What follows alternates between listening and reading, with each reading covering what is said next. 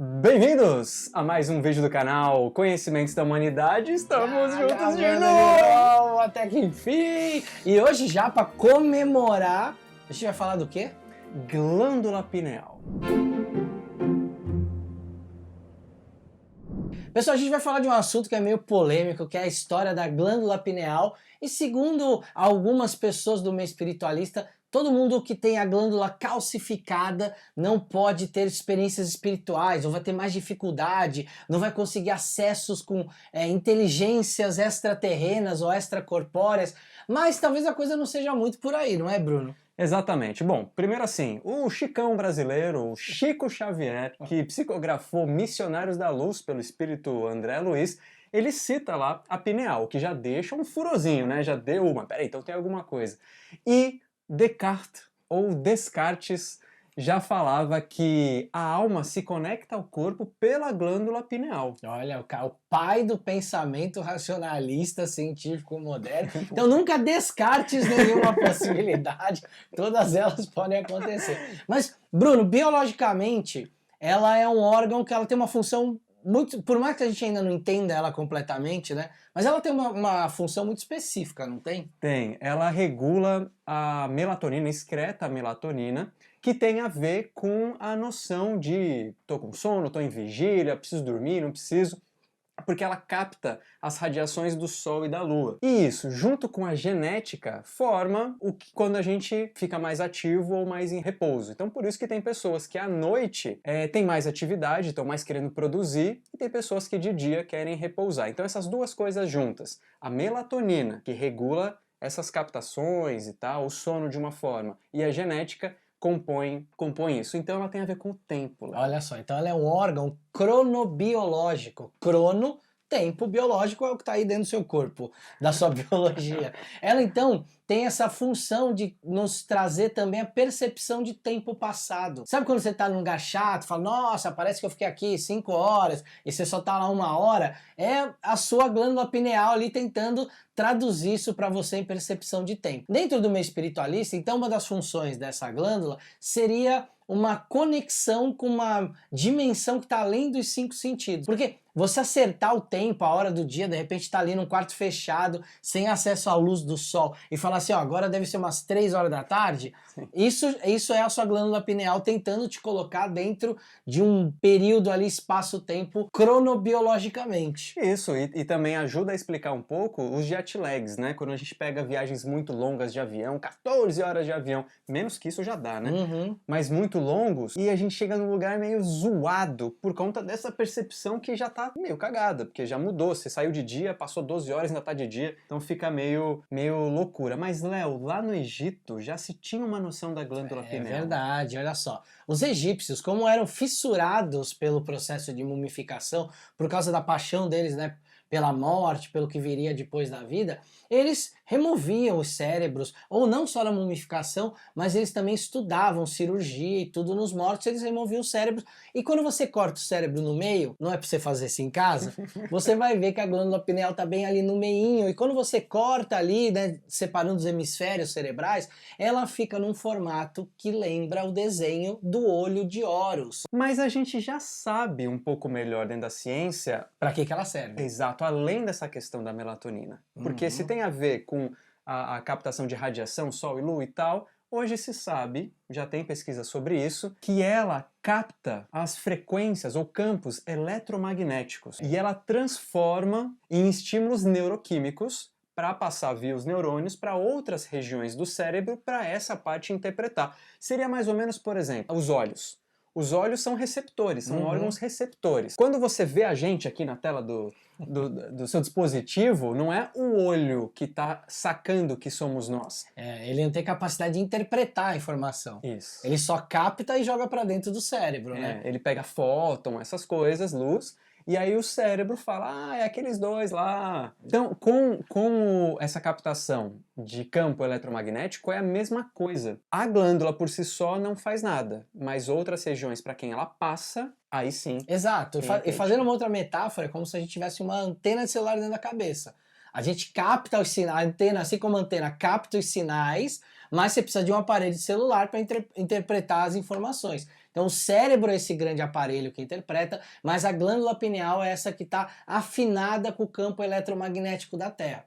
Quando a gente extrapola isso para a espiritualidade, a gente pode citar dois bons exemplos. Boa. Um deles é a incorporação, porque a incorporação, segundo algumas hipóteses espiritualistas, é o alinhamento ou afinamento das frequências eletromagnéticas do espírito, que está num campo mais sutil, e do corpo físico, que está num campo mais denso. Esses dois se afinando, eles acabam se conectando e aí ocorre a incorporação.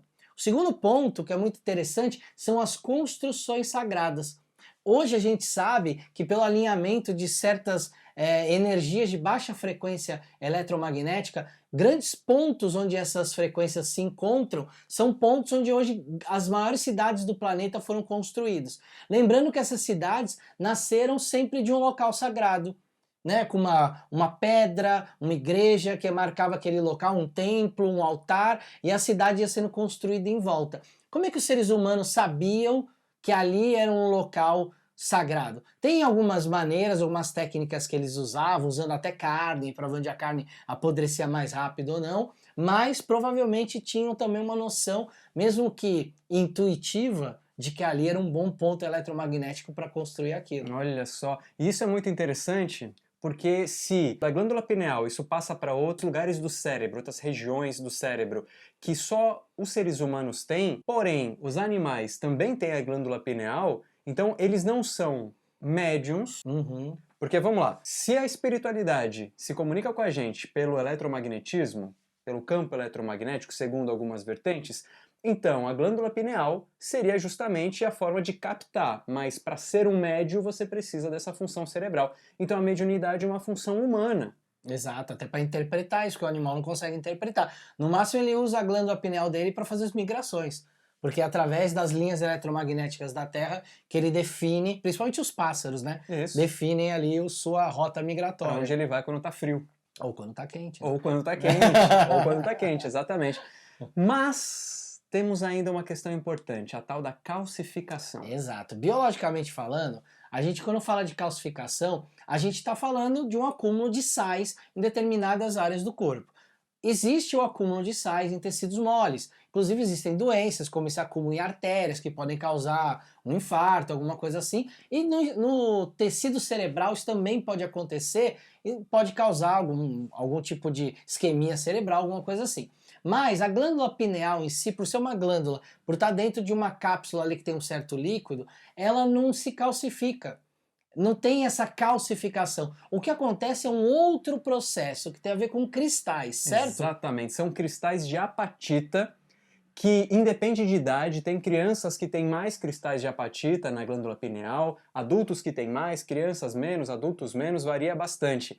E olha só, diferente da ideia de calcificação, que se você tem uma calcificação, suposta calcificação na glândula, ela dificultaria a sua espiritualidade, a ideia dos cristais é o oposto. Quanto mais cristais você tem, mais você tem facilidade de captar o campo eletromagnético. Ou seja, você teria uma mediunidade maior. Exatamente. Teria uma facilidade maior de incorporar, de ter clarividência, clareaudiência. Então é o oposto, né?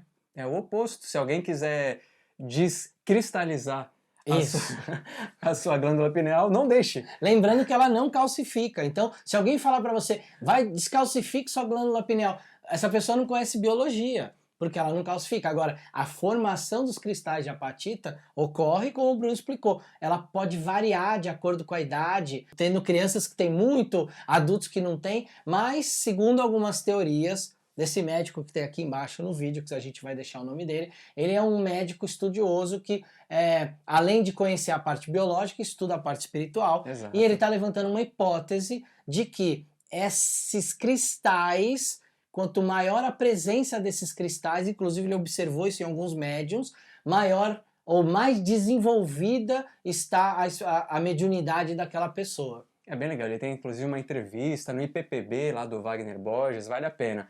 Mas tem mais uma coisa também que é legal ser dito. Alguns mantras também teriam a capacidade de alguma maneira, melhorar a nossa glândula pineal e tudo mais. E ele também tem uma resposta para isso, né, Léo? Você já até começou a citar. Como ela está em volta de um líquido, Exato. o que que a vibração acontece? Se você está vibrando com a sua voz, o que está acontecendo com os líquidos? Então, basicamente, quando você vibra, né, você de alguma forma coloca uma onda sonora, uma onda, né, como uma onda num lago, por exemplo, você faz com que esse líquido ele se agite, ele acaba agitando a glândula e, consequentemente, ele deve mexer nesses cristais também. Quase como se fosse talvez um dial ali do rádio, sabe? Que você mexe. E isso pode, é uma hipótese, gente, pode ser que isso faça com que a glândula pineal tenha uma certa mudança na sua forma de captar o eletromagnetismo. E aí a gente pode talvez explicar por isso, o porquê alguns mantras, algumas meditações têm o poder de nos levar a um estado alterado de consciência, porque mexe realmente com a nossa percepção de tempo e de espaço. Exatamente, é excelente essa especulação, hipótese, Uhum. né? Mas a gente sabe que esse é um assunto relativamente polêmico e talvez aí uma entidade que você goste tenha dito outras coisas. Deixa aqui nos comentários que a gente também é curioso, quer saber o que vocês por aí entendem. A gente está dando a ideia científico-espiritual, mas quero saber também o que você acha por aí, certo? Certo. E não se esqueça, se inscreva aqui no canal, é muito importante pra gente. Faz esse favor pra gente, se inscreve rapidinho, é só um botãozinho ali que você aperta, vai receber nossas notificações, vai poder acompanhar nossos vídeos que saem todas as semanas, aqui às segundas, às sextas, as lives de terças e de quartas-feiras. Acompanhe a gente aí, e é isso, né? Curta. Curta, Temos sistema compartilha. de apoio também. Dá uma olhada em tudo isso. Um beijo no seu coração e até a próxima. Esfirras eletromagnéticas.